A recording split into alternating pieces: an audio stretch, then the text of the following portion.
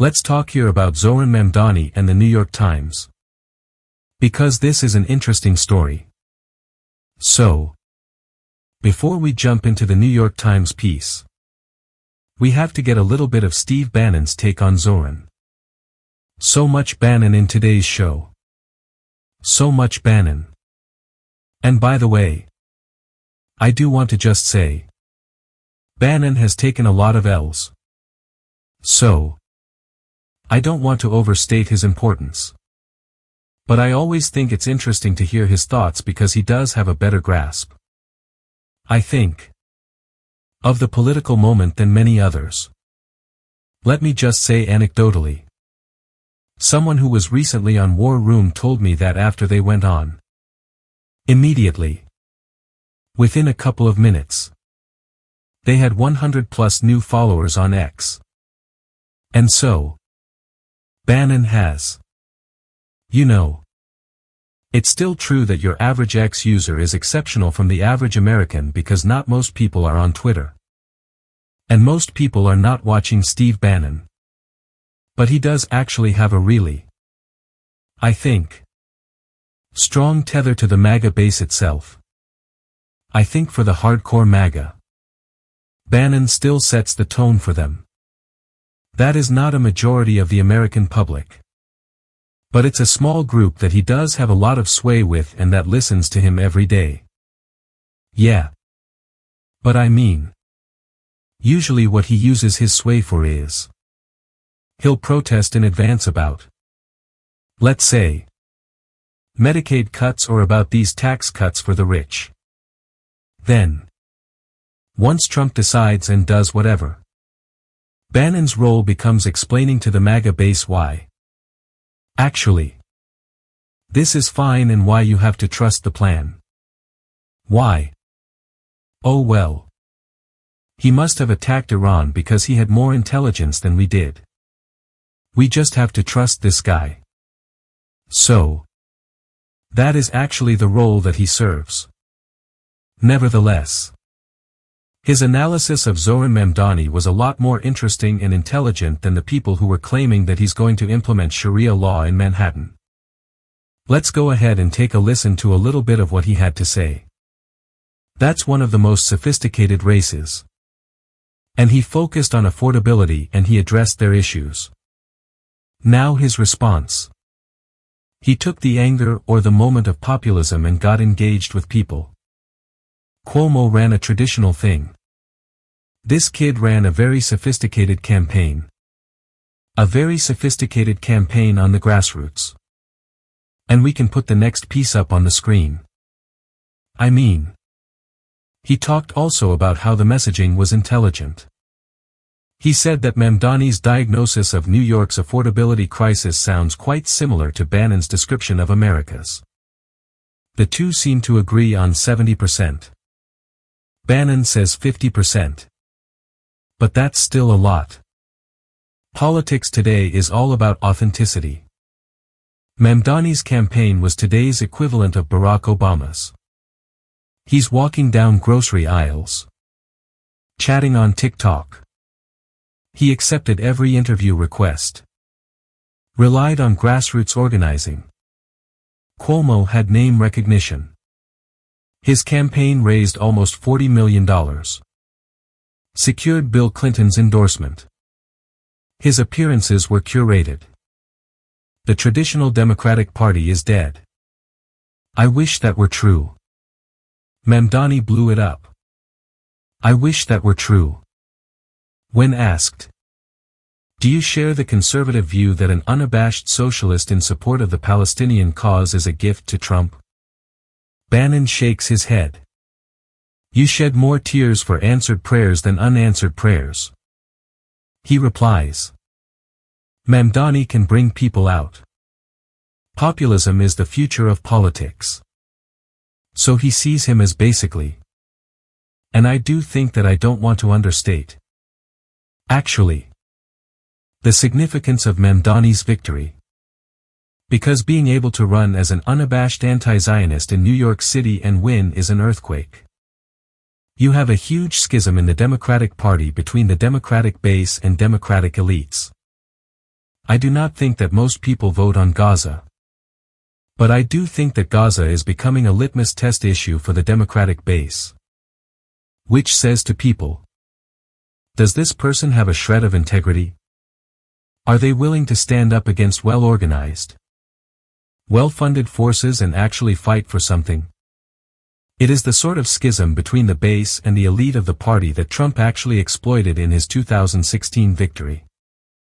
And I think there is going to be a real reckoning with that in 2028.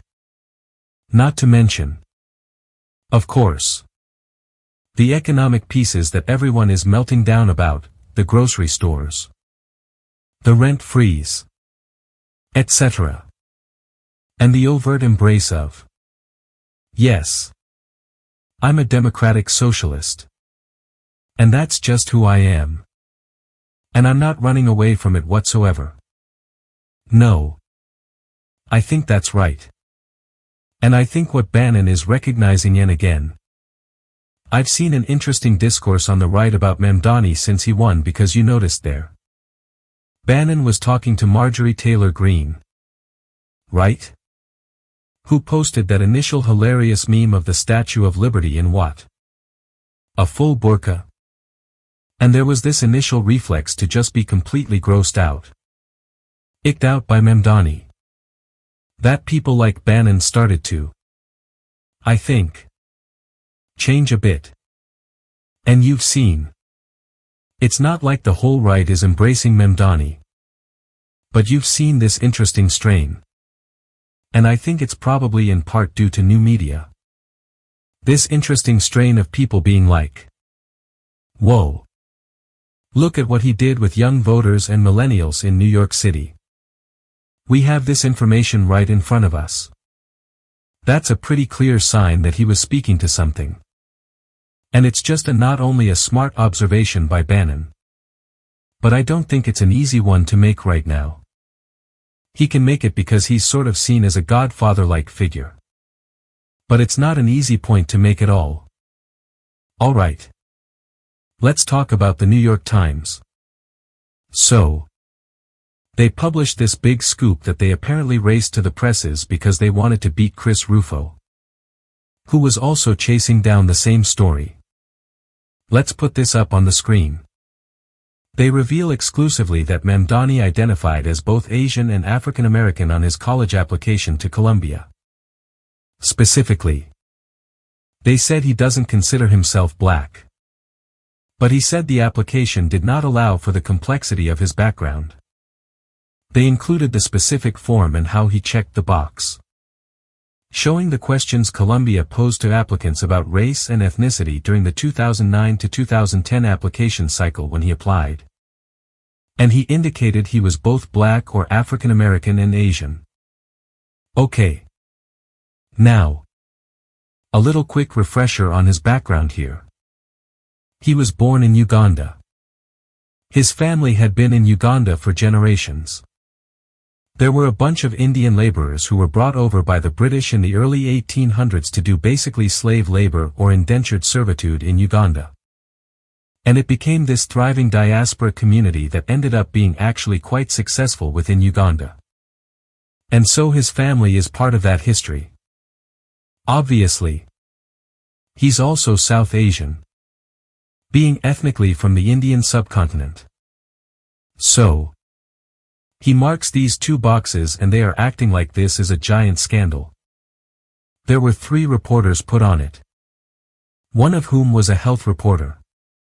By the way, at a time when people are losing Medicaid and rural hospitals are under attack. And this is what they're focused on. In addition, you may ask yourself, well, how did they come upon this information? Emily, where did they get this from? And we can put C3 up on the screen. They got it from this guy who posts as Kramer. He runs a Substack. He's also very prominent on X.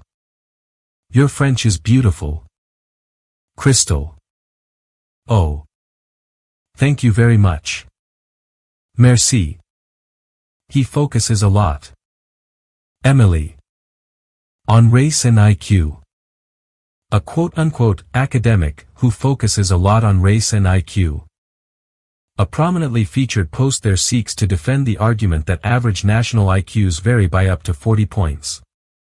With countries in Europe, North America, and East Asia at the high end, countries in the global south at the low end, and several African countries purportedly having average national IQs at a level that experts associate with mental impairment. So basically, he's your sort of average Twitter racist that got a hold of these hacked documents from Colombia. Now listen. I am not against news organizations using hacked material, even if it comes from a sketchy source. But you know who has been against that in the past? That would be the New York Times, who refused to report on, for example, the Iranian hacks of Trump campaign documents, including the J.D. Vance dossier, and refused to publish it, in part apparently because of the source of those hacks. In addition, when they first put out this report, they really glossed over who this guy was. They called him like an academic who's opposed to affirmative action, when in reality, he's just like a brazen racist that posts like your average Twitter racist posts. I didn't go back and look at his feed. Is it bad? It's exactly what you expect. Yeah.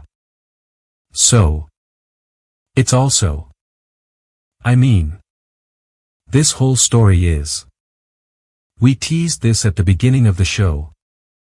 Just so many layers to peel back.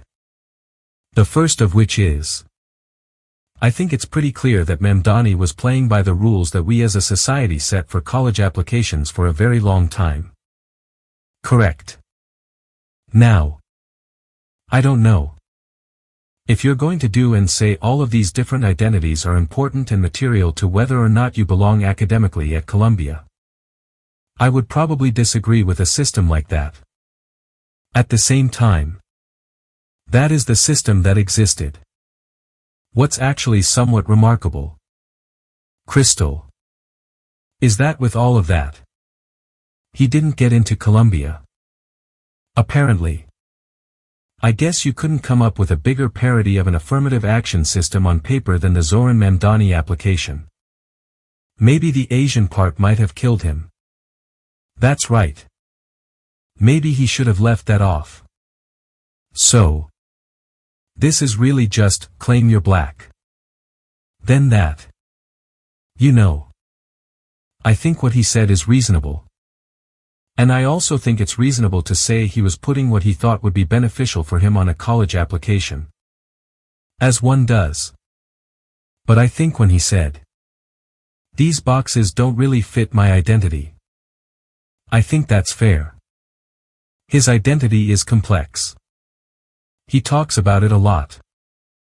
It's something his dad, who is a professor of these sorts of topics, and they've clearly thought deeply about it. So I also don't think it was casually done. He sees himself as from Uganda. His family is from Uganda for multiple generations. Absolutely. But what did it mean? Right. Yeah. But he also, you know, has this Indian ethnic heritage. So to check both those boxes, I'm not really sure how else he should have filled out that form. I completely agree. And I think it's the problem. I mean, so from my position on this, and I bet it would have been Rufo's position on this, I think it exposes the absurdities of the critical theory that Mamdani and his father actually wax poetic about and believe really deeply in. At the same time, he has a much stronger claim to both of these heritages than somebody like, and I'm gonna use this as a proxy. And I know it's cringy, but Elizabeth Warren. Many such cases. She's an example of something that's happened for decades in college admissions. And I just think it all exposes the absurdity of this and how immaterial and silly it can be to insist that by checking off these boxes, You know a significant amount about the person and you can make a determination as to whether they belong at your school. I mean, I think it's all just absurd. But the New York Times doesn't believe what I believe. It's an incredibly funny anecdote. Or not even an anecdote. Like an experiment in them having to. It's because it's Mamdani. The New York Times has decided that they're going to apply a very critical lens. You might say they're waging a jihad against him. In the language of Kirsten Gillibrand. I want to jump to Curtis Sliwa here. Who is the Republican nominee in this race? And by the way, there's so much billionaire pressure on him. Bill Ackman is going to bat to try to get Sliwa out of this race so that Eric Adams or Andrew Cuomo. I guess. Who did he get behind? Adams or Cuomo? I forgot. Anyway. One of them can consolidate and ride to victory over Zohran Mamdani. In any case. Sliwa gets asked about this on Fox News. I'm sure Fox News was expecting him to attack Zohran over this. And he did not. He chose not to do that. So. Let's go ahead and take a listen. I do know he is a practicing Muslim. And I've advised our colleagues, of which there are many on our side of this issue because we know Zohran will destroy this city, do not attack his religion. Leave the religion alone. If you don't want to see him elected. There are 1 million Muslims in New York City who can vote. Many of them with conservative values. Many of them who voted for Donald Trump for president. So that background. The center of his campaign. Right? You can criticize him as being a communist. Socialist. Anti-Semite. Check. Leave the religion alone. Now. He would consider himself Southeast Asian. Although he's of Indian heritage. His mother and father. He grew up in Uganda. So. I guess you could sort of put it in the blender. I don't have a problem with how he self-identified. Put it in a blender. Emily. That is to me also such a New York response. You know. And you can say a lot of things about Curtis Sliwa. Who I used to be on a bunch of Fox panels with. I told you. So I've met him a few times in real life. But he is a New Yorker. And so he's looking at this and he's like. Don't attack him because he's Muslim and because of his identity. You want to go after him. Talk about his policies and whatever. But yeah. He's from Uganda. He's Muslim. He's Indian. He's all those things. Put him in a blender. However he self-identifies. Whatever. Who cares? How is this really the issue? Producer Mac went viral for posting that video and saying he just outwoke the New York Times. True. So funny. I mean. It is a point in favor of the idea that race is a social construct. Well. It's a point in favor of that. Absolutely. And I have always taken that as being a point in favor of not using it as being of such material importance in certain processes. Like affirmative action, for example. But we don't necessarily have to have that debate. No. I don't actually disagree with you on that. Let's go and put up the New York Times response. Because they clearly. Their comments section was furious with them. They took a lot of heat over this because. I mean. Think about this. They used hacked documents from a quote-unquote race realist to rush out this piece. They apparently rushed it out because they were trying to beat Chris Rufo to the punch. Like. What are you doing? In any case. This is one of the reporters.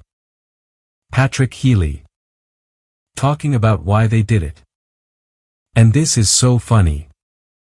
He says, sometimes sources have their own motives or obtain information using means we wouldn't.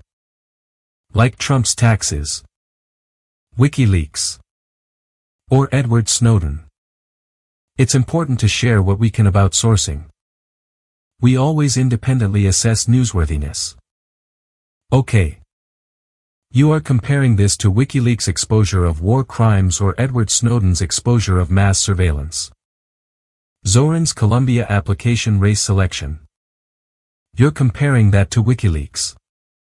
And again, just to reiterate, it would be great if the New York Times had a consistent standard here. They do not. So, what is the standard ultimately? Because apparently, sometimes it matters whether it's hacked and who it comes from. And other times, when they just want to go after a particular candidate, then it doesn't matter and they're happy to use hacked documents from wherever they come. From my perspective, I can't help but enjoy this because it's a story of such little consequence. Yeah. I just have to laugh my way through the entire thing. They are embarrassing. They're absolutely embarrassing. They're a mess. Last piece I'll put up here. We've got Eric Adams grabbing on to this and a lot of people commented. 2. We could put this up on the screen. A lot of people were noting that in the primary, the Cuomo-aligned super PAC, to be specific, was darkening Zohran's skin and ramping up his beard to make him look scarier. And now, in the wake of this story, they're trying to lighten his skin and make him look more like, oh, he's just, you know, basically a white guy. And so Eric Adams says, Zohran Mamdani identified as Asian, African American. He's got the picture there of him checking Asian and African American. So whatever. Yeah. There you go. It's like, how can you not? You just have to enjoy it. You just have to enjoy it. Incredible.